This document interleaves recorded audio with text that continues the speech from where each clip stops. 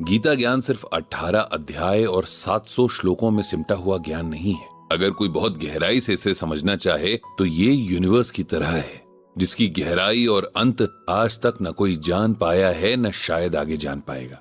लेकिन हम सबको क्या चाहिए? इस यूनिवर्स का सिर्फ एक स्टार जो हमें रोशनी दे सके, जैसे कि इस धरती का स्टार सूर्य है।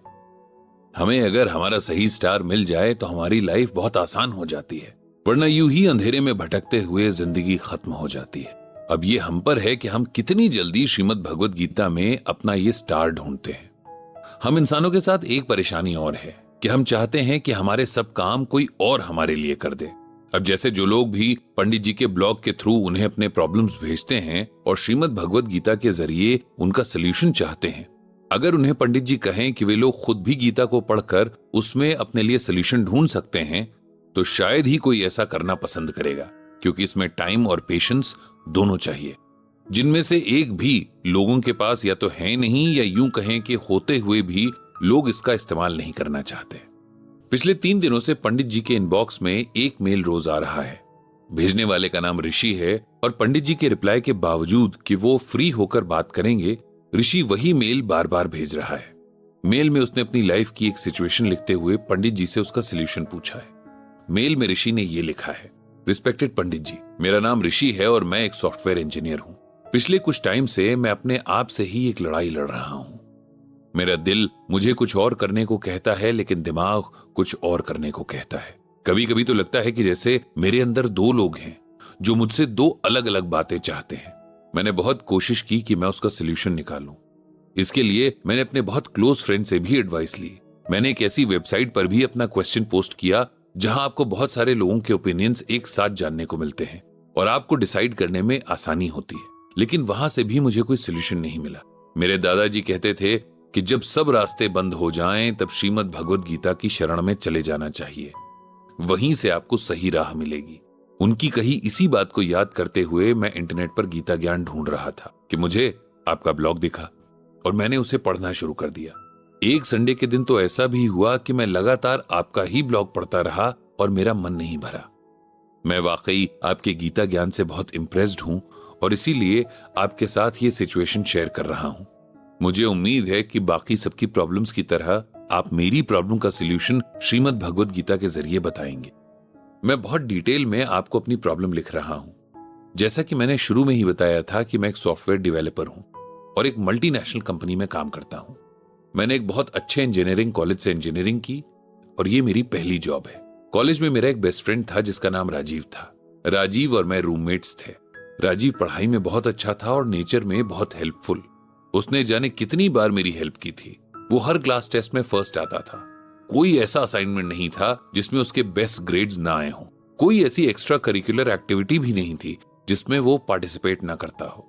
कुल मिलाकर वो एक ऐसा स्टूडेंट था जिसे हर टीचर और हर स्टूडेंट जानता था। सबको लगता था कि राजीव अपनी लाइफ में कुछ अच्छा करेगा। राजीव मेरे जैसे एवरेज स्टूडेंट के लिए एक फरिश्ते की तरह था, जो हर मुश्किल एग्जाम में मदद का हाथ आगे बढ़ाकर अपने साथ हमें भी बचा लेता था। पढ़ते हुए और एक दूसरे के साथ आगे बढ़ते हुए कब 4 साल बीत गए पता ही नहीं चला और फिर कैंपस प्लेसमेंट्स की तारीख आ गई।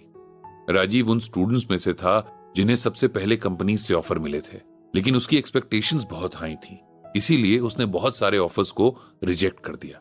इधर हम सब धीरे धीरे प्लेस होते गए और राजीव अपने लायक ऑफर का वेट ही करता रह गया।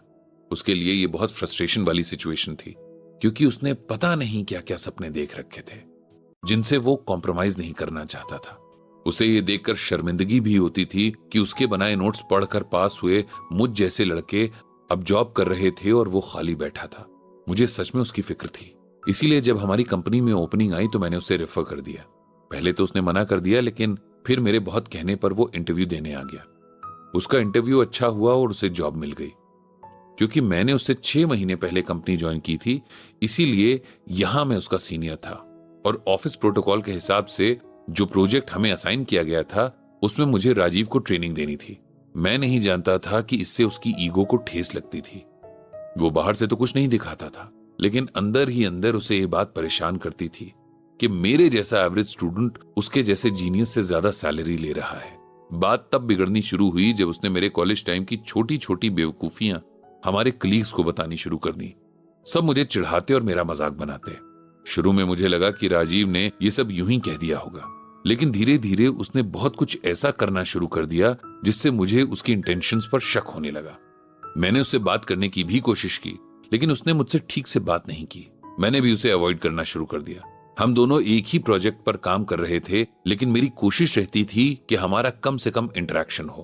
प्रोजेक्ट पूरा हुआ और हमारे टीम लीडर ने हम सबको, खासकर मुझे, बहुत अप्रिशिएट किया। मुझे प्रमोशन भी मिल गई और अब राजीव को मुझे रिपोर्ट करना था।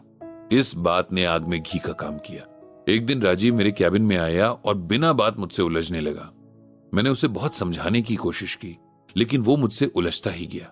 मैंने उसे कहा कि बाहर चलकर बात करते हैं, लेकिन वो पता नहीं क्या सोचकर आया था कि शांत होने का नाम ही नहीं ले रहा था। और फिर उसने मुझ पर हाथ उठाना शुरू कर दिया। ऑफिस में अच्छा खासा तमाशा बन गया और किसी तरह लोगों ने उसे मेरे कैबिन से बाहर किया। बात बॉस तक पहुंच चुकी थी और हम दोनों को उनके सामने पेश होना पड़ा। राजीव के बर्ताव की शिकायत कुछ और लोग भी कर चुके थे और उस दिन के इंसिडेंट्स के बारे में जिससे भी पूछा गया उसने राजीव की ही गलती बताई। इसके बाद राजीव को कंपनी से फायर कर दिया गया। मुझे पहले तो राजीव के बर्ताव से बहुत बुरा लगा, लेकिन बाद में मुझे उसके लिए भी बुरा लगा।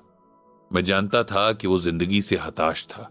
उसने और उसके आसपास सबने उसे पक्का यकीन दिला दिया था कि वो सबसे अच्छा है और सबसे आगे जाएगा। जब ऐसा नहीं हुआ तो वो शर्म और इनसिक्योरिटीज से भर गया। मैं हमेशा गिल्टी फील करता हूं कि मैं भी उसे समझ नहीं पाया। उसने मुझे हर जगह से ब्लॉक कर दिया है। अब मैं इस गिल्ट को खुद से निकाल नहीं पा रहा हूं। प्लीज मुझे बताइए कि मैं क्या करूं।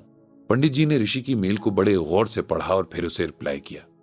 उन्होंने लिखा कि आपको किसी भी तरह से गिल्टी फील करने की जरूरत नहीं है। हर इंसान अपने कर्मों के हिसाब से फल भुगतता है। इसमें हम बहुत ज्यादा कुछ कर नहीं सकते। अपने मन से हर तरह की गिल्ट को दूर रखने का बस एक ही तरीका है कि आप भगवान को अपने मन में बसा लो। अपनी जाने अनजाने में की हुई हर गलती के लिए एक बार माफी मांगकर आगे बढ़ जाओ। भगवान ने गीता में कहा है कि ईश्वरः सर्वभूतानां ह्येदेश अर्जुन तिष्ठति भ्राम्यन् सर्वभूतानिं यंत्रारूढ़ानि मायया।